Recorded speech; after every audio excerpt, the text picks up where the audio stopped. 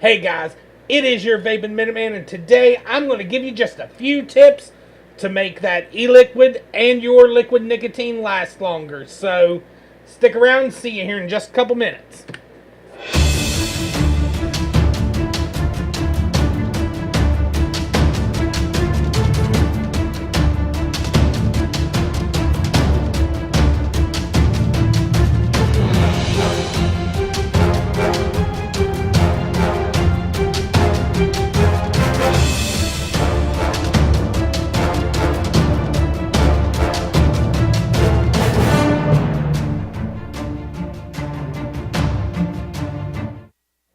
Okay, guys, we are back once again for another episode. I'm going to turn my mic just a little bit up. But today, what we're actually going to talk about is something that a lot of us really don't think about. And if you're new to vaping, you may not even know this. But the thing is, our e-liquids have specific ways to be able to make them last longer. Our nicotine has specific ways to be able to make it last a lot longer, even for us DIYers like myself. And I'm going to go over just a few of those tips and tricks just to be able to help you out so that you can do better for yourself with your nicotine as well as with your actual e-liquids. Now, first and foremost, we do have to remember that e-liquid is made up of 4 simple parts. Flavorings, which are normally suspended in PG, propylene glycol, vegetable glycerin, and of course your nicotine, which you can get in a 50-50. If you buy it for DIY, you can get it anywhere from 100% PG all the way up to 100% VG. But the one thing that all those have in common is nicotine.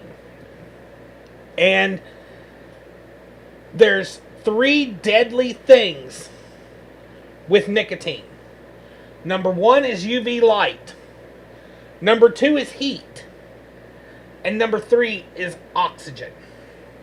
Now, the optimal temperature. You know what? No, let's go back and let's start off with the light. I don't know why. I'm getting real fuzzy right here.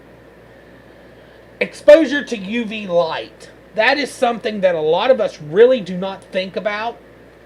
But we do it every day. I mean, even me with my bright lights that hit me. A lot of times I forget about that and I just leave liquids sitting out. Most of the time, what I do is, I've had this since I started DIYing. This is my e-liquid toolbox. I have 2 of these. This is my main one that I use. And when you use them, what I recommend is get you just a plain old toolbox. I mean, that was a cheap toolbox. And then you put the liquids in there. And that goes for DIY liquids, that goes for your nicotine, that goes for everything. Now, nicotine, we do have another method, which I don't use, but a lot of people use it, and we'll get to that in a minute. But what that toolbox does is, it does not allow for UV rays and UV light to get into your e-liquids. You know, because most of our bottles are either PET plastic like this one and very clear, or glass like this one, or a frosted like, which this is my VG, but, or a frosted plastic like this. And all 3 of those do have a tendency, even the blacks and even the darker bottles, have a tendency to allow UV rays to get through them. So I highly recommend you get something that you can put everything in. That way you can try to keep out as much UV rays as possible. Let me get a quick vape and then we'll head over to heat. Now also, heat can be detrimental to your nicotine. And now a lot of us, you know, even I do this when I make liquids. A lot of times I'll take it and before I put that label on, I'll throw that sucker in my ultrasonic cleaner, let it heat up the bottle or whatever is in there, because I want to speed steep. Because part of the process of steeping is the oxidation of the nicotine. And that's what we're trying to prevent as much as possible, is over-oxidation.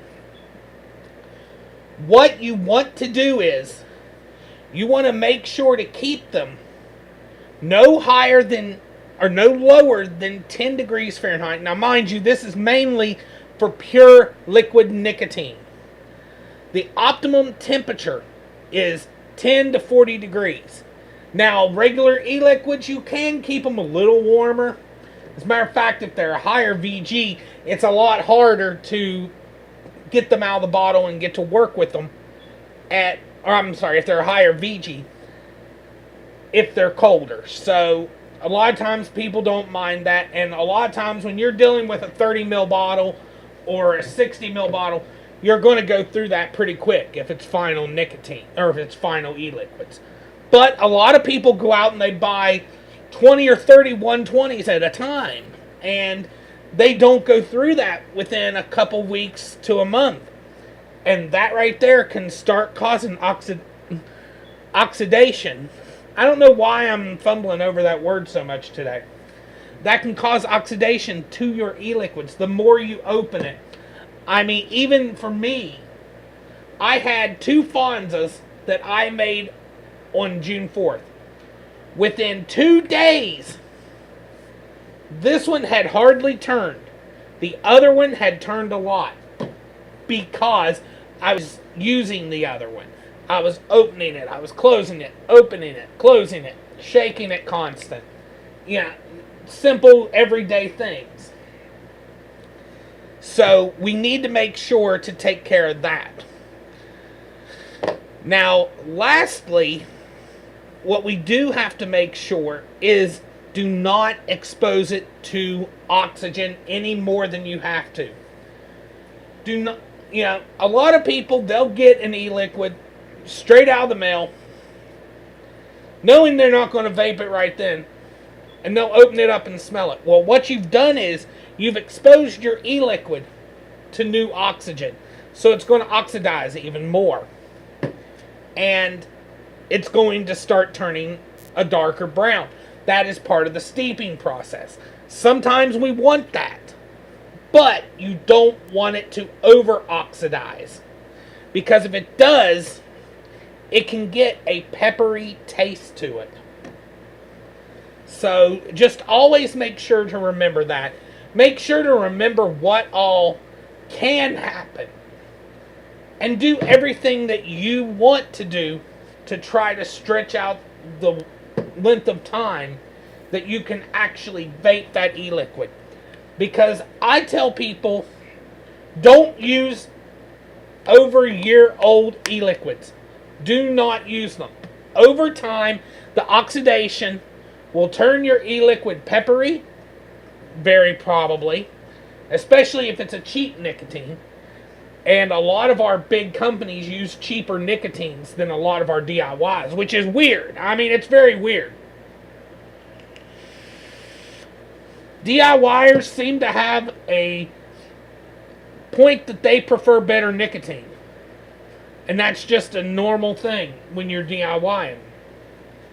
You'll spend that little extra to get a better nicotine.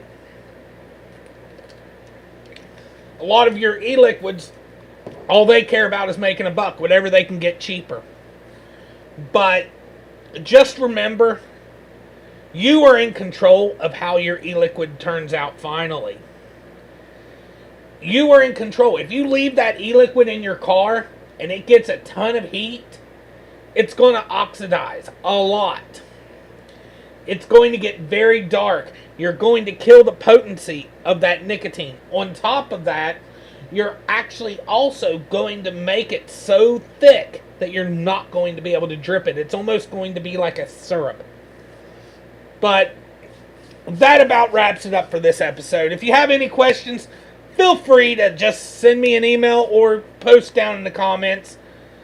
And, I'd love to be able to help you with anything I can. As always, guys, you gotta fight for your right to vape. Yeah, baby.